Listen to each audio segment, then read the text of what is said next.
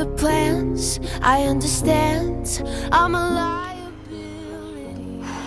Get you wild, make you leave. Mais difícil que I'm a você. little much for Oi gente, pra quem não me conhece, meu nome é Elismara Moreira e esse é um vídeo um pouco diferente do que vocês estão acostumados a ver aqui no canal. Eu achei que tava na hora de falar com vocês e abrir um pouco meu coração pra contar um pouco sobre a minha experiência com a depressão e o suicídio. Esse é um assunto ainda um pouco complicado pra mim e ainda que seja difícil, eu acredito que eu devo usar isso para ajudar outras pessoas. Talvez você que esteja me assistindo sofre com a depressão. Todos os dias tem dificuldade em viver e acha que morrer é o melhor remédio ou é a única alternativa. Esse vídeo é pra você. Se você conhece alguém que tá passando por um momento difícil, que tá passando pela depressão ou que pensa em desistir, encaminhe esse vídeo pra ela, que eu tenho certeza que de alguma forma ele vai ajudar. Bom, a gente tá no mês do Setembro Amarelo, que é o mês de conscientização em relação ao suicídio. O Brasil hoje é o 8º país no mundo que as pessoas mais cometem suicídios. A cada 40 segundos alguém se mata no mundo. São mais de 800 mil pessoas por ano, gente, quase 1 milhão de pessoas por ano. Aqui no Brasil a gente tem mais ou menos 200 milhões de habitantes. Desses 200 milhões, 17 milhões de pessoas são diagnosticadas com algum tipo de distúrbio ou transtorno. É quase 10% da população, é muita gente. 90% dos casos de suicídio são por conta de depressão. Hoje, o suicídio mata mais do que a AIDS. Tá na hora da gente prestar atenção nisso. Nos dias de hoje, com tanta informação, ainda tem gente que tem coragem de dizer que depressão é mimimi, que depressão é frescura, que depressão é falta de Deus, é querer chamar atenção. A depressão é uma doença, ela é um distúrbio cerebral, consequência de um desequilíbrio químico no seu cérebro. Em 90% dos casos, os problemas eles vão se agravando se não tiver um tratamento adequado. É muito fácil as pessoas virem na internet e falar assim: Nossa, vai ficar bem, vai ficar tudo certo, procura uma igreja. Sendo que as pessoas não passaram por isso. Só entende a depressão quem já passou ou quem foi forte o suficiente para ficar ao lado de alguém que sofre disso. Eu vou contar pra vocês um pouco da minha história. É difícil falar disso ainda. Eu sou diagnosticada com um quadro de depressão crônica. A minha depressão, ela não é uma coisa que hoje me domina, graças a Deus, hoje bem controlada, só que ela tem os seus picos, né? Então é uma coisa que não some completamente, assim, ainda, pelo menos a minha ainda não sumiu completamente. Eu já convivo com isso há mais ou menos uns 16 anos. Quando eu era pequena, meus pais não entendiam muito isso e eles achavam muito que era frescura, né? Como a maioria das pessoas. Eu sofri muito bullying na escola. Eu era criança feia, eu era muito cafona, as pessoas zoavam meu cabelo, o meu nome, e eu fui muito zoada na escola. Então, pra mim, a escola foi uma coisa muito complicada de se passar. O pior era em casa, porque eu sempre tive uma relação muito conturbada com a minha mãe. E antes de mais nada, eu quero pedir pra vocês de coração, assim, que independente do que eu for dizer aqui, eu peço que vocês não julguem a minha mãe, porque hoje eu entendo ela. Eu fui a primeira filha, ela não sabia bem como me criar. E ela teve uma infância muito difícil, porque essa dor foi minha, esse sofrimento foi meu e eu perdoei. Então, eu estudava muito, porque eu queria ser inteligente. Na minha cabeça, se eu fosse inteligente, as pessoas iam parar de fazer bullying comigo, iam parar de me incomodar na escola, sabe? E eu ia trazer orgulho pra dentro de casa. Então, na minha cabeça, era isso que eu tinha que fazer para as coisas melhorarem. Só que não adiantava muito, porque a minha mãe chegava na escola pra pegar meu boletim e as pessoas falavam: meu Deus, essa menina é muito inteligente, mas ela conversa demais na aula, porque ela aprende rápido e daí ela começa a conversar. Aí, ao invés da minha mãe me parabenizar pelas minhas notas, chegava em casa e ela me batia, porque eu era uma menina que na cabeça dela tava fazendo ela passar vergonha na escola, ou porque eu tava dando problema. E aí sempre era essa comparação entre eu e a minha irmã, que eu tinha que ser como ela. Eu odiava limpar a casa quando eu era pequena, então eu apanhava muito pra limpar a casa. Minha irmã já era muito mais dona de casa, então ela queria que eu fosse esse tipo de criança, mas a minha personalidade é totalmente diferente e ela não conseguia entender isso. Então isso ia me frustrando, começou a me frustrar aí. As coisas só se agravavam dia após dia. A minha mãe muitas vezes falava assim que eu não ia ser ninguém, porque eu dava muito problema. E as palavras que ela me dizia me magoavam muito. Eu sei que ela falava da boca pra fora, mas doía. Falava muito que eu devia ter nascido morta, que ela devia ter me abortado, que eu devia morrer, que eu devia sumir. E o meu maior problema começou a ser instalado aí, que foi a rejeição. Eu me sentia muito rejeitada pela pessoa que mais eu queria ser amada, sabe? Era muito difícil. E aí eu fui crescendo, os problemas foram piorando, foi se intensificando, até que um dia eu comecei a me cortar. Eu me machucava porque, de alguma forma, eu queria que a dor fosse física. Porque a dor aqui dentro era muito pior do que a dor física. Mas não passava. Até que chegou uma época que eu lembro que eu não tinha vontade de acordar mais. Era muito difícil passar o dia. Levantar uma luta. Quando eu acordava, eu pensava, ai meu Deus, mais um dia. Tinha que passar a luta na escola, chegava em casa, era uma luta em casa, eu apanhava muito. Então, pra mim, viver era um fardo, começou a ser um fardo. Com o tempo, eu comecei a ter pensamentos suicidas. Cada briga que eu tinha na minha casa, eu voltava pro meu quarto e pensava assim, e se eu me matasse hoje? Não ia fazer diferença. Coisas começaram a se tornar, tipo, dramáticas demais, né? Quando eu não limpava a louça direito, eu apanhava e eu chorava e eu queria morrer, porque eu me sentia uma inútil. Porque a minha mãe dizia que eu era inútil. Quando alguém brigava comigo na escola e a professora chamava a minha mãe, eu queria morrer porque eu achava que eu dava problema pra minha família. E aí a minha mãe começou a achar que eu era uma adolescente rebelde. Mas não era uma adolescente rebelde, porque eu queria ser rebelde. Só que doía muito. E quando eu sentia raiva, eu chorava. Tem muita gente que chora quando tem raiva, né? Eu sou uma pessoa que quando tô com raiva, eu choro. Porque eu acho que a raiva é um sentimento tão ruim que ele não cabe dentro de uma pessoa boa. E aí você chora. Tudo começou a ser um motivo pra eu morrer. E aí eu comecei a pensar como eu devia me matar. O medo de não morrer era pior do que o medo de morrer. Olha que louco. Eu tinha vontade de matar, mas eu tinha medo de me jogar na frente de um caminhão e ficar aleijada ao invés de morrer. O medo de ficar viva era muito grande. E chegou o dia que eu perdi o medo. Eu lembro que eu tinha 14 para 15 anos e eu tava na escola e eu matei aula. Tava mal e queria ficar chorando na quadra. E as professoras viram e ligaram pra minha mãe no trabalho dela. E quando ela chegou lá, ela me bateu na frente de todo mundo. Então, na minha cabeça, ali foi a minha morte social. Eu falei, eu nunca mais posso voltar pra essa escola, as pessoas vão me zoar pro resto da vida. Elas já zoam eu, já zoam meu cabelo, já zoam meu nome. E ela foi falando muita coisa pesada pra mim no caminho até em casa. E quando eu cheguei em casa, eu lembro que ela me largou. Ela falou, quando eu voltar, eu vou te dar uma surra que você nunca vai esquecer, pra você não me fazer mais passar vergonha. Eu lembro que naquele dia eu tomei coragem. Ai, gente, dói, porque eu era só uma criança, sabe? E meus pais voltaram pro trabalho, eu fiquei sozinha em casa. E eu lembro que eu cheguei em casa, eu peguei todos os remédios que tinha.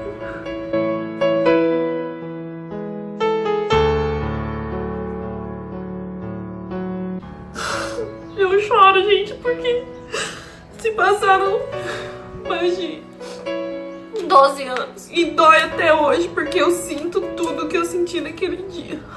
Eu sei que você que tá me assistindo às vezes pensa em suicídio, isso é uma coisa que eu quero te dizer. Não passa. Não passa. Não faça isso, porque daqui uns anos é muito mais difícil se perdoar. Eu não consigo ainda me perdoar pelo que eu fiz.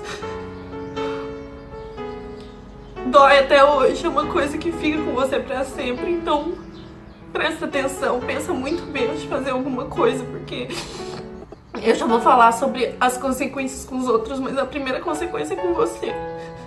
Fazem 12 anos e ainda eu consigo sentir o que eu senti naquele dia, na hora que eu comecei a pegar tudo, sabe? E eu abri todos os remédios, eu lembro que eu abri tudo e eu pensava muito antes, porque eu sabia que não ia ter volta. E eu peguei a caixa de remédio que tinha na minha casa, eu abri tudo. Eu lembro que eu abri umas 10 cartelas de remédio diferente e eu tomei todos. E eu não sentia dor, porque não é uma coisa instantânea, sabe? Não é, ai, tomei e morri. Não é assim. Eu liguei pra empresa do meu pai, porque eu queria me despedir dele. E eu lembro que a minha mãe atendeu o telefone. Eles trabalhavam na mesma empresa.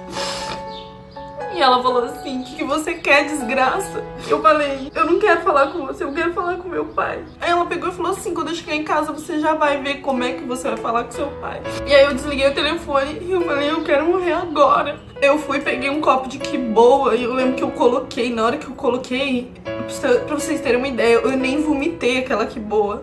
Queimou tudo por dentro. Gente, foi horrível. A dor da morte, porque aquilo pra mim foi a dor da morte. É horrível. Quando eu senti que começou a fazer efeito, eu liguei pro meu pai de novo. E aí a outra moça de lá atendeu. Eu falei, André, deixa eu falar com meu pai. Ela falou, ele não tá aqui. Eu falei, fala pra ele que eu amo ele muito.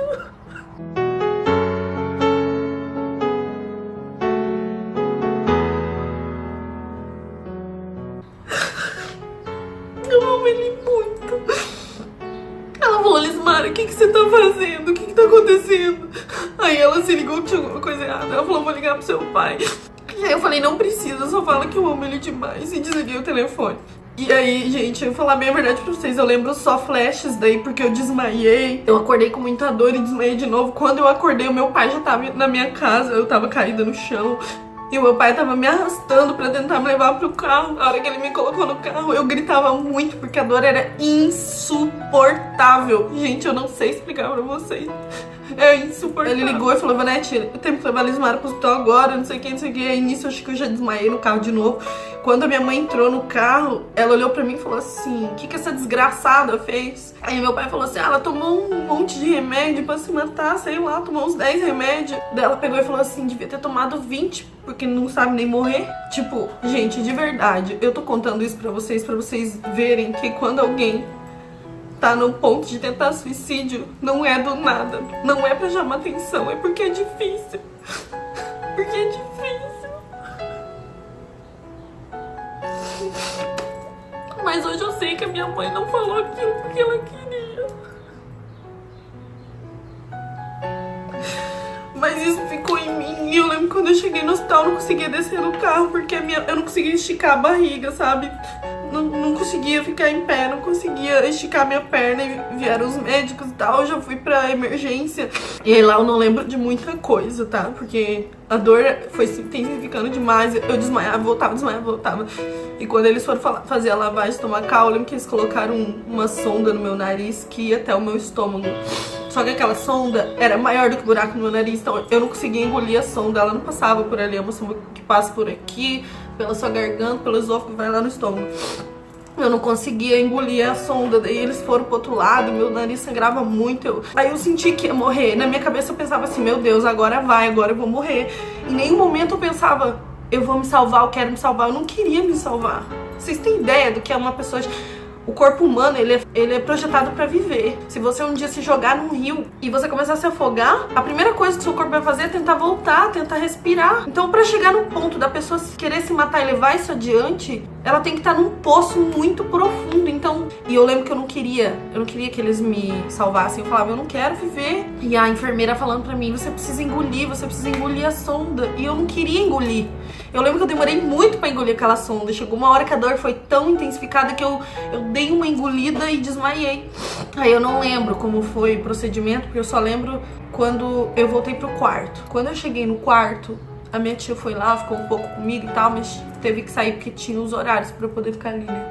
E aí vem a parte mais forte pra mim. Tem um vídeo aqui no meu canal onde eu conto pra vocês a história dessa tatuagem. Eu vou deixar linkado aqui pra vocês verem. O que eu não contei foi a história inteira, que eu contei no meu Instagram. Inclusive, vou deixar aqui o meu Instagram pra vocês me acompanharem lá. Volta e meia eu falo sobre esses assuntos que eu acho importante. Nos meus destaques do Instagram tá o meu testemunho inteiro, que eu vou contar hoje aqui pra vocês. Quando a minha tia saiu do quarto, eu caí em choro, porque eu comecei a pensar que eu era tão inútil que eu não conseguia nem morrer. E naquele momento, entrou o médico na sala, ele olhou pra mim muito calmo, e ele falou assim, por que você fez isso? Você é tão jovem. E aí eu me abri pra ele, eu falei, olha, falar bem a verdade pra você, eu não sei porque eu vim pro mundo, eu não sei porque eu vivo. Eu não tenho vontade de viver. Se viver, sofrer, eu não quero viver. E ele falou assim, aí ele pegou e botou a mão assim na máquina de batimentos. Ele falou, você sabe o que é isso aqui? Aí eu falei, sei, são os meus batimentos. Ele falou, não, isso aqui é um resumo da vida. Eu falei, como assim? Aí ele foi com o dedo assim, ó, gente, na máquina. Ele falou assim, na vida, se você não tiver altos e baixos,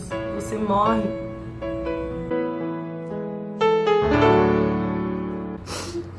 E ele falou assim, você não tá sozinho. Um dia você vai entender por que você tá passando por tudo isso. Você só não pode desistir, ele falou. E aí eu senti uma calmaria muito grande e ele saiu do quarto. Eu comecei a chorar muito e uma enfermeira entrou no meu quarto pra fazer o meu curativo. E quando ela entrou, eu lembro que eu falei assim, enfermeira, como é o nome do médico que acabou de sair daqui? Ah, ela falou, que médico? O médico ainda não veio te ver. Eu falei, não, será que não era enfermeiro então? O rapaz acabou de sair daqui.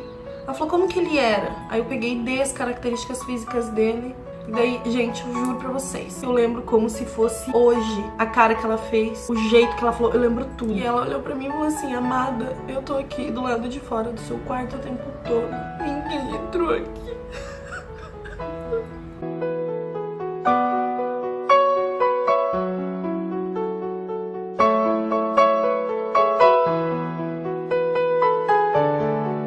Quando ela falou isso, eu me calei, eu não entendi e eu nunca contei isso pra ninguém. Naquele dia eu cheguei na minha casa e os meus pais não falaram do assunto. A única coisa que meu pai falou, ele olhou pra mim e falou, Lismara, quer dizer que você não queria estar aqui com a gente hoje? Eu falei, não.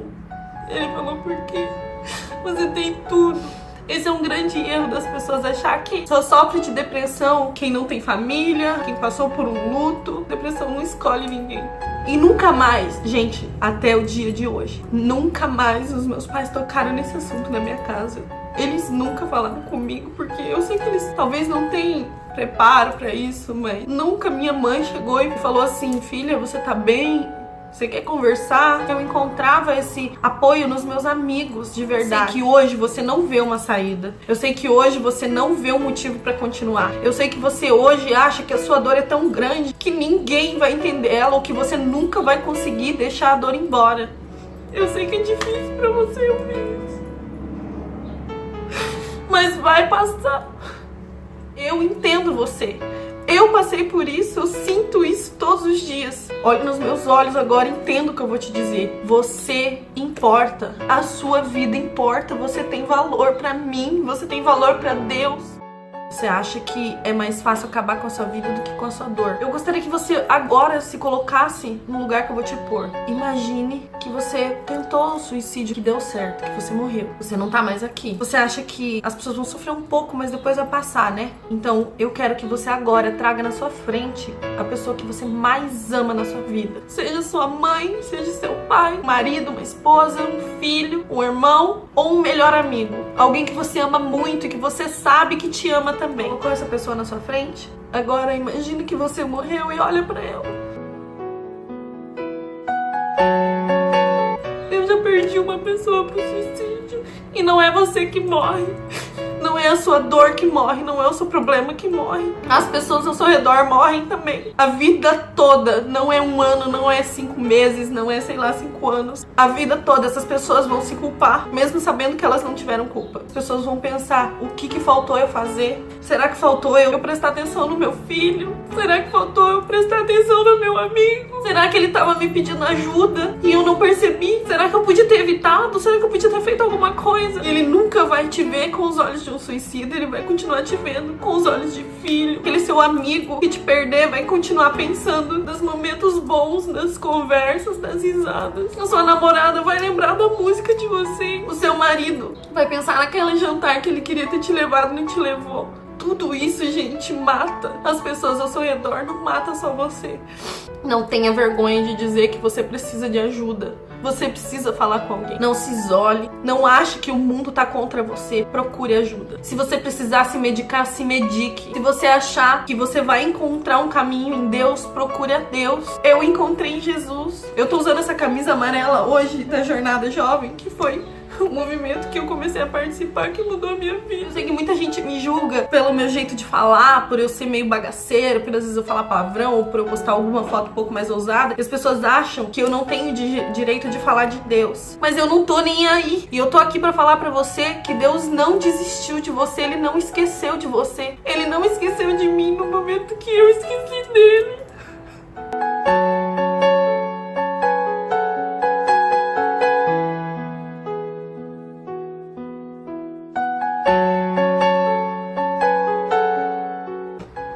Ele tava comigo, ele cuidou de mim, ele me deu uma segunda chance, até mesmo quando eu não queria mais. E eu duvido que esse Deus que não esqueceu de mim, eu duvido que ele esqueça de você. Como diz a música, não importa quem você é, não importa o que você fez, Jesus conhece o seu interior, ele sabe da tua dor, fala com ele. Você acha que Deus não te escuta? Porque as coisas estão difíceis, eu quero que você preste muita atenção no que eu vou falar agora. É justamente pelo buraco da ferida que a luz entra em você. Eu precisei passar por tudo isso na minha vida pra hoje entender, perdoar a minha mãe, porque eu entendi que ela também estava ferida e que ela não conseguia ver a minha. Mas Deus viu e Ele colocou pessoas na minha vida que viam também.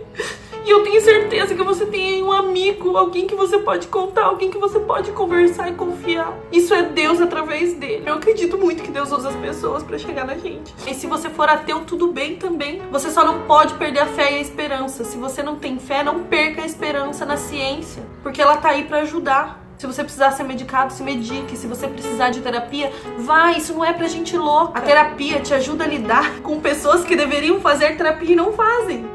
Eu vou deixar na descrição sites de ajuda pra você. Esse aqui é um número que você tem que ligar quando você estiver sentindo que você quer desistir. Abre seu coração, porque eles vão estar lá pra te ouvir. Eles vão estar lá pra te ajudar. E se você não tem depressão, se você nunca pensou em se matar, a única coisa que eu quero pedir pra você é: dê o seu ouvido pra alguém. Aquela pessoa que você não conversa há muito tempo, liga pra ela tá precisando de você. Aquele seu amigo que se isolou de todo mundo, chama ele pra sair, chama ele pra dar uma volta, não desiste dele. Você pode ser canal de bênção na vida de outra pessoa. Por isso ame mais, abrace mais, pois não sabemos quanto tempo temos pra respirar.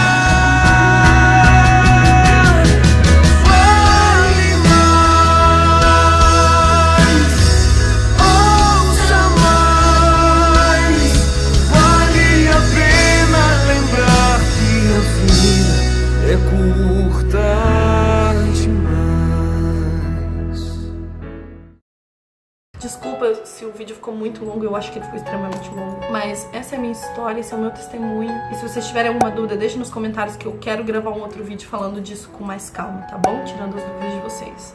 E não se esqueçam, por favor, depressão não é brincadeira. Depressão é doença e ela precisa de tratamento. E você que se sente sozinho, você não tá sozinho. Eu tô com você, Jesus tá com você.